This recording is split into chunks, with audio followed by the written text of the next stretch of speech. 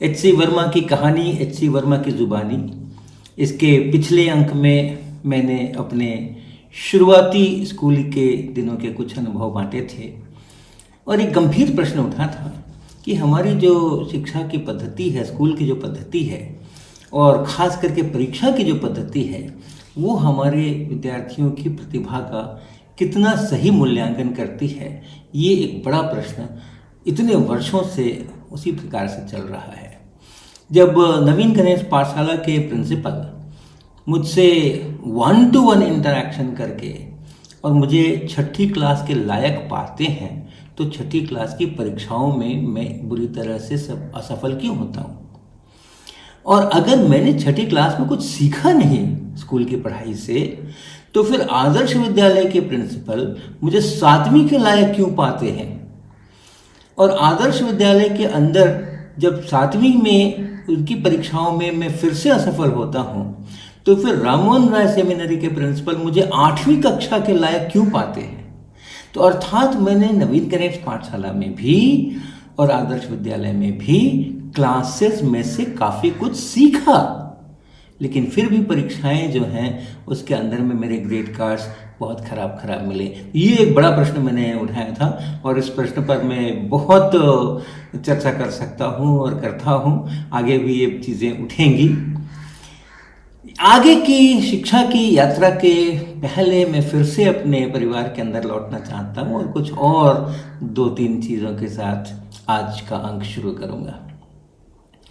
तो सबसे पहले मैं एक अपनी माँ की खास प्रतिभा के बारे में बताऊँगा।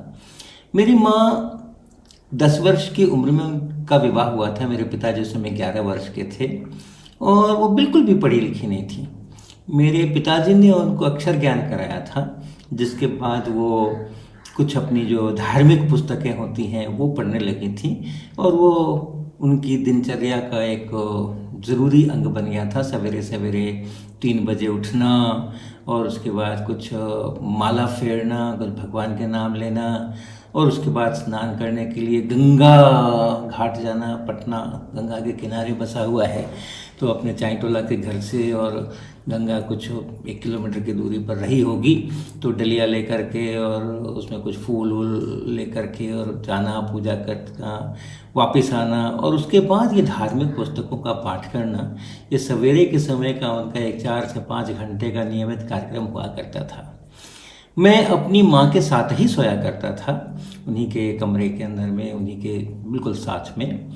और 3 बजे सवेरे उनके उठने का समय होता था और हमारे घर में सिर्फ एक घड़ी थी और वो घड़ी मेरे भैया के हाथ पर होती थी और कहीं कोई घड़ी नहीं थी। और मेरी माताजी जब उठती थी और समय का उनको देखना होता था कि कितने 3 बजे हैं या 2 ही बजे हैं या 1 ही बजा है या 3:15 बज गए हैं, तो उठने के बाद वो कमरे से निकल कर के वरांडे पर आती थी। कई बार मैं भी जगता था तो मैं भी देखता था और बरामदे पर आकर वो आकाश को देख करके और तारे कहाँ, कौन से तारे कहाँ पर हैं, ये देख करके बिल्कुल सटीक अंदाज़ा एक 5-7 मिनट के हेरफेर के अंदर में उनको मिलता था, समय का ज्ञान मिलता था कि अभी इतना बजा है और उसके अनुसार उनकी दिनचर्या शुरू होती थी।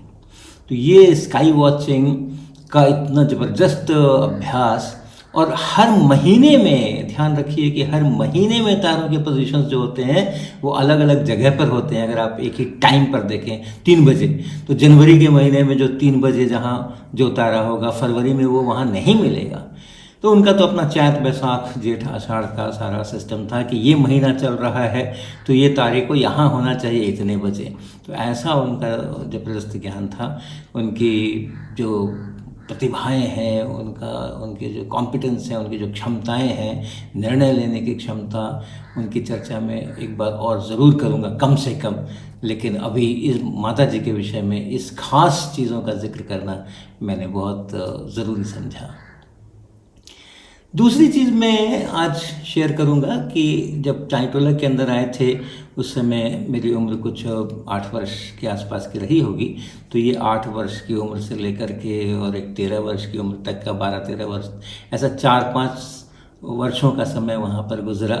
तो उस समय मैं थोड़ा बड़ा हो गया था इसलिए बाजार हाट करने का भी मेरे को अनुभव मिलने लगा था। तो पिताजी के साथ बाजार जाना, माताजी के साथ मुसल्लहपुर हाट जाना, वहाँ से सब्जियाँ खरीदना, ये चलता था। और फिर थोड़े दिनों के बाद इंडिपेंडेंट स्वतंत्र रूप से मुझे भी 1 रुपया और एक बड़ा सा झोला दे करके मुसल्लहपुर हाट से सब्जियाँ लाने के लिए भेज दिया जाता था।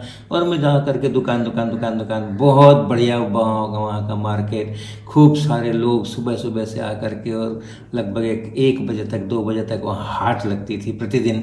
तो कभी यहाँ कभी वहाँ, कभी गोभी वाली पट्टी में, तो कभी बैगन वाली पट्टी में, तो कभी तुरई वाली पट्टी में, कभी नींबू वाली पट्टी में जा जा करके मोल भाव करना, और अच्छे खराब को देखना, कौन सी टोकरी में अच्छा सामान है, वो सारा काम करना। और वो 1 रुपए की जो सब्जी झोला भर के मैं लाता था, वो सामान्यतः हमारे इतने बड़े परिवार के लिए भी 2 दिन तो ज़रूर चलती थी। इधर के बाज़ार के अंदर में चावल वगैरह 1 रुपए का 1.25 किलो श्याम जीरा चावल, ये मुझे ध्यान है कि मैं खरीद करके लाया करता था। और भी इस तरह की चीज़ें होती थी। जब हम लोग नया टोला में रहते थे, तो वहाँ पे खजांची रोड के मोड़ पे, जहाँ लोअर रोड पे मोड़ निकलती थी नया टोला के पास में, वहाँ पर एक धोबी हुआ करता था। और उसको हम लोग अपने कपड़े, खास करके जो भैया के कपड़े होते थे, जो कॉलेज पहन के उनको जाना होता था, उसमें प्रेस की ज़रूरत होती थी, तो इसलिए वो उस तरह के कपड़े वहाँ पर दिए जाते थे। और वहाँ से मैं ही जाया करता था लाने के लिए। चाई टोला आने के बाद भी कुछ समय तक वो कपड़े धुलने का काम उसी दुकान से हुआ करता था। और वहाँ कपड़े देना और वहाँ से कपड़े धुले हुए लेकर के आना, ये भी काम मैंने कुछ समय तक वहाँ पर किया। और खजांची रोड से, उस दुकान से हमारे घर की दूरी कुछ 2-2.5 किलोमीटर की रही होगी, चाई टोला के घर की। तो मुझे ये ध्यान है कि शाम के समय में जब मैं एक दफ़ा वो वहाँ से लेकर के आ रहा था, दोनों हाथों को पैरेलल अपने शरीर से परपेंडिकुलर रखते हुए, उसके ऊपर वो धुले हुए प्रेस किए हुए कपड़े ठीक ढंग से संतुलित रखते हुए, जिसमें कि कहीं से भी वो मुड़े नहीं, ऐसा। तो वैसा किए वो 2.5 किलोमीटर के करीब की दूरी तय करने में, जिसमें मुझको करीबन 30-35 मिनट लगते थे। तो बिल्कुल हाथों, अपने सापेक्ष हाथों की स्थिति को बिना बदले हुए और वहाँ से चलते हुए मुझको वहाँ पर आना होता था। तो रात के समय अंधेरा हो चुका था और मैं ऐसा लेकर के आ रहा था। और रास्ते में भिखना पहाड़ी के बाद और उधर गांधी मूर्ति तिराहे तक पहुंचने के बीच में करीबन 1.25 किलोमीटर, आधे किलोमीटर का ऐसा रास्ता था जो सुनसान था। और उस दिन जब मैं ऐसा लेकर के आ रहा था, तो सुनसान पहुंचते ही, उस जगह पर पहुंचते ही कुत्ते भौंकना शुरू कर दिए।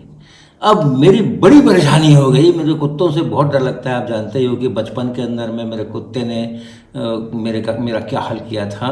तो ये कुत्ते भौंकने लग गए, 1 या 2 कुत्ते। और अब मैं दौड़ भी नहीं सकता हूँ, क्योंकि हाथ जो हैं उन पर अपना जो कपड़े हैं धुले हुए प्रेस किए हुए, उनको संतुलन में भी बना के रखना है और उन कुत्तों से भी बचना है और तेज़ी से भी चलना है। तो ऐसा करते हुए बड़ी मुश्किलात से, और भगवान का नाम ले करके कि ये कुत्ते कहीं हमला ना कर दें, और उनके बीच में से होता हुआ वो आधे किलोमीटर की दूरी तय करना, उसमें बड़ा भारी हुआ। वो आधे किलोमीटर की दूरी करने के बाद जा कर के कुछ लोग जब दिखाई पड़ने लगे, वहाँ पर वो ताड़ी पीने वाले इकट्ठा हुआ करते थे, वो सुनसान ख़त्म होने के बाद में दोनों पट्टियों में। वहाँ जब मैं पहुँचा हूँ, उसके बाद जा कर के वो कुत्ते जो हैं उन्होंने मेरा पीछा छोड़ा है, और वहाँ से फिर मैं लेकर के और यहाँ अपने घर पे पहुँचा हूँ। तो ये एक दूसरी कहानी इस संदर्भ की है। और एक और मैं बहुत रोचक वाकया आपके सामने पेश कर रहा हूँ, और वो है कि जब राम मोहन राय सेमिनरी में मेरा एडमिशन हुआ, तो वहाँ के स्कूल में एक बड़ा सा ग्राउंड था खेलने कूदने का। और स्कूल के समय के थोड़ा पहले अगर वहाँ पहुँच जाओ, 15-20 मिनट पहले, तो बच्चे खूब धमाका चौकड़ी करते रहते थे। तो वहीं पर मेरे मित्रों के साथ में और मेरा समय गुजरता था।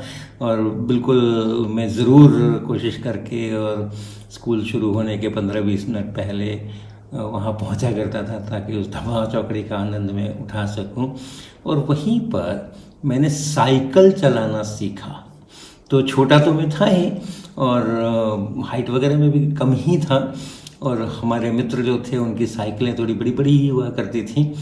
लेकिन उस ग्राउंड के अंदर में थोड़ा थोड़ा वो जो होता है कि वो जो हॉरिजॉन्टल डंडा रहता है ऊपर वाला साइकिल में, जेंट्स साइकिल में, तो उसके नीचे से पैर दूसरी तरफ ले जा करके और फिर पैडल चला करके, और एक हाथ से तो बाएं हाथ से तो हैंडल पकड़ते ही हैं बाएं तरफ का, दाहिने हाथ से या तो उस हॉरिजॉन्टल डंडे को पकड़ते हैं या तो फिर दूसरा हैंडल पकड़ते हैं और अपने काख के नीचे सीट को दबा करके और उस हालत में चलाते हैं।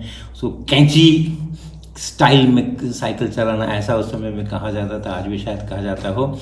और वो थोड़ा थोड़ा मैंने वहाँ पर अभ्यास किया था। और उस साइकिल चलाने के उस अभ्यास के बाद एक बड़ी ज़बरदस्त दुस्साहस मैंने एक किया था। मेरे बड़े भैया की साइकिल, बहुत अच्छी साइकिल, ऊंची सी साइकिल, बड़ी सी साइकिल, जिससे वो कॉलेज जाया करते थे। उस समय बीएन कॉलेज में वो पढ़ाते थे। पहले उनका बीएन कॉलेज में ही उनको पोस्ट किया गया था। और चाईटोला से बीएन कॉलेज ये भी एक अच्छा खासा कुछ 2.5-3 किलोमीटर की दूरी पर रहा होगा।